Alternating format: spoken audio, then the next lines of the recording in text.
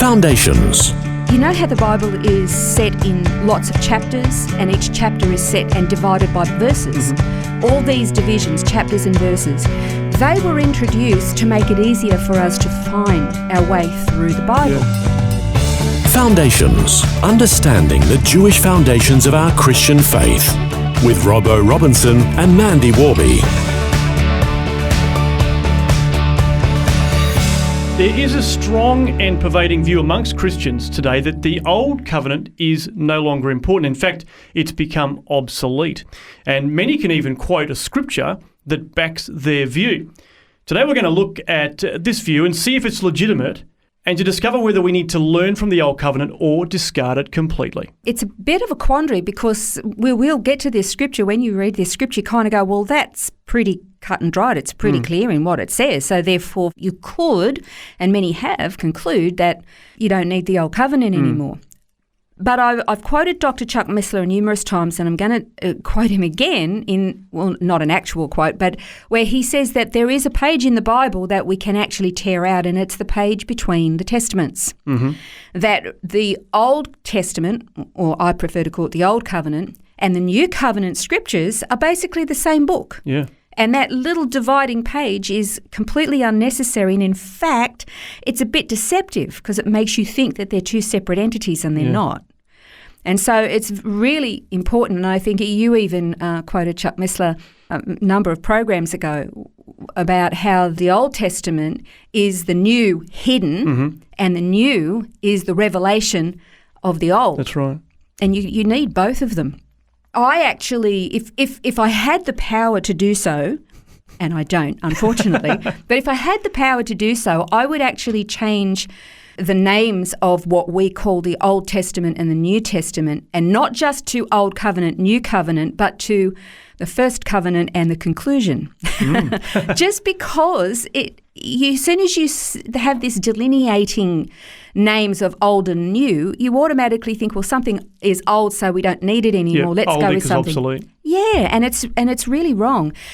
You know, the Old Covenant and the New Covenant are made up of 66 individual books, and they were written by 40 different authors over quite a vast period of time, actually. And they wrote these scriptures down on parchment or scrolls, but they were inspired by the Spirit of God to write those things. So these writers or prophets, authors, were kind of like God's secretaries, sort of, if you know what I mean. But they still infused their own personality and character traits that make each of the books quite individual in their styles and patterns. But they were speaking the words of God. Now, the Old Covenant scriptures is called the Tanakh in Hebrew. And the word Tanakh is an acronym. It's kind of like an abbreviation of the initials of three other Hebrew words. Now, the first one is called the Torah, and that's the teaching books, like the law. The first 5 books of the Bible is called the Torah. So that's the T in the word Tanakh. And then you've got the Nevi'im, and the Nevi'im, that's the N in Tanakh. It means the prophets, which is referring obviously to the major and the minor prophets. And then you have the Ketuvim, which is the k sound in the word Tanakh. And it's talking about, the writings, the historical books and the poetry, that sort of thing. And that's where you get the name Tanakh. And that is the name for the Old Covenant scriptures from Genesis to Malachi. Now, back to this scripture that we said that a lot of Christians will quote to say we don't need it anymore. And it's from Hebrews chapter 8, verse 13. And it says this: when he, that is God, said a new covenant, he made the first obsolete. But whatever is becoming obsolete and growing old is ready to disappear. Now, when you hear that or you read that, if you just keep that in its isolation, you go, that's really clear. The Old Covenant is now gone, it's obsolete, and we can chuck it away. We are allowed to let it just disappear and into the wind. It's gone. I guess the key, though, is that taking anything in isolation out of its context is where we can sometimes fall into trouble. Absolutely. They say the first three lessons in interpreting Scripture correctly is context, context, and context. Yeah. Now, the reason we fall into this bind is because you know how the Bible is set in lots of chapters, and each chapter is set and divided by verses. Mm-hmm. All these divisions, chapters and verses, they were introduced to make it easier for us to find our way through the Bible. Yeah. But they're actually not part of the original text. In fact, the chapter divisions were introduced, I believe it was in the 13th century, and the verse divisions weren't introduced until the mid-16th century. Oh, wow. So you're talking hundreds of years, 1,500 years, 1,600 years, before all of these were actually entered into. And I don't know if you've noticed, but sometimes verses can be just part of a sentence. That's right, yeah. And so you can't... And even chapters sometimes, it can flow from one, a chapter starts with therefore, so like clearly he's been talking about something and then builds on it. And therefore, that actually emphasises the point that I'm going to make. Yeah.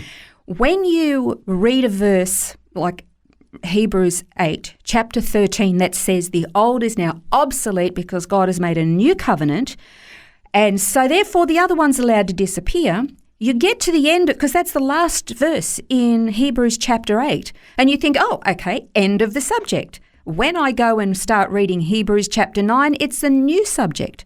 No, it's not. This is one of many, many places where the subject matter continues on, and if we'll just continue to read, it explains exactly what is now obsolete. So Hebrews chapter 9, you discover that what he is explaining is that the ritualistic Mosaic law, that is the temple sacrifice, the ritual, the blood offerings, all of that ceremony within the temple, that was going to become obsolete. And why was it obsolete? Because Messiah, and we've mentioned him before, that he is Mashiach ben Yosef, Messiah, the son of Joseph, the suffering servant. Yeah. He came, and he came to fulfill all of the law. Yeah. He didn't come to wipe it out. He came to fulfill it. So the ceremonial portions is actually what was done away with. Remember, Paul actually said in Romans chapter 7, he explained that the law is holy. And we've mentioned this before, that sometimes as Christians we tend to think that the law is this terrible, terrible thing, and we look down our noses on it. Let's remember that's God's law. Yeah. And it's holy, and it's a mirror that shows us how far away from his perfection that we are. So it's not that it's bad. Actually, it's that we're bad. We don't measure up. And, God promised his people that he was actually going to put his law in their heart. Yeah, that's right. So, of course, in Jeremiah 31, it shares this in verses 31 to 33. Behold, the days are coming, declares the Lord, when I'll make a new covenant with the house of Israel and with the house of Judah, not like the covenant which I have made with their fathers in the day I took them by the hand to bring them out of the land of Egypt. My covenant which they broke, although I was a husband to them, declares the Lord. But this is the covenant which I will make with the house of Israel after those days, declares the Lord. I will put my law within them, and on their heart I will write it, and I'll be their God, and they shall be my people. If God was going to make something disappear, why would he promise to put it in their heart if he was going to make it go away? Yeah, that's right. If it was going to be obsolete, what's the point? He wasn't removing the law. He wasn't removing his covenants, but this one covenant was the only conditional covenant, and they broke it. And so therefore Jesus had to fulfill it on our behalf because we couldn't keep it. Once it's fulfilled, it's no longer needed, but all the others remain. And here's something that we'll just finish. We'll finish now on. There's more to cover on this next time. But Jesus said in Matthew 5:17 to 18, he said, "Don't think that I come to abolish the law or the prophets. I didn't come to abolish, but to fulfill. For truly I say to you, until heaven and earth pass away, not the smallest letter or the stroke of shall pass from the law until all is accomplished. And I would ask this, has heaven and earth passed away yet? No. The obvious answer is no to that, isn't it? No, so therefore the law remains. The sacrificial element of the law, the ceremonial, ritualistic covenant, done away with because Christ is the fulfillment. But we're going to look next time at all the rest of the Old Covenant and why it's so important that we never let go of it.